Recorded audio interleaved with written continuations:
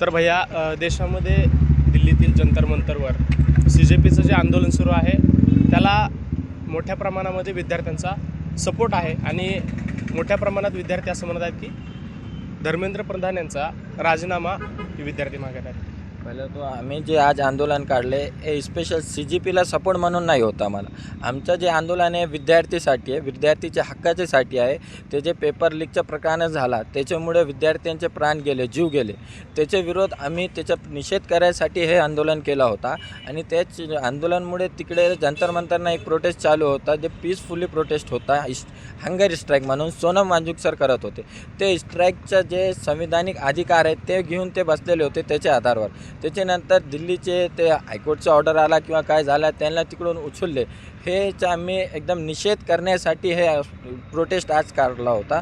आणि आम्ही we stand with Sonam Wangchuk sir म्हणून आम्ही ह्याची इकडे घोषणा केली आणि ह्याच्याबद्दल आम्ही कलेक्टर साहेबांना सुद्धा निवेदन दिले।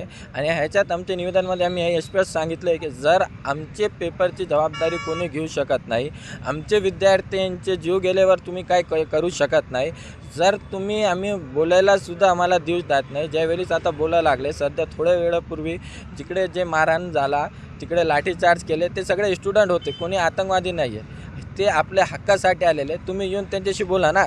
आमचे जे साहेब आहे माननीय प्रधानमंत्री ते तिकडे जाऊन चॉकलेट घालते, तिकडे जाऊन चॉकलेट देते।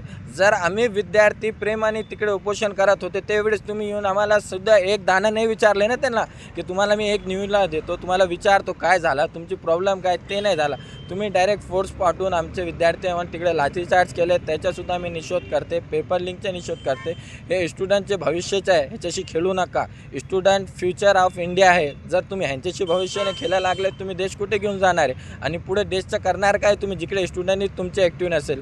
म्हणून आमचं एवढंच मानणं आहे की पुढे ज्यावेळेस असे कुठलेही प्रकार झाले नाही पाहिजे, डेमोक्रेसीला कुठलाही नुकसान नाही झालं पाहिजे आणि पेपर एज्युकेशन हे फेअर झालं पाहिजे।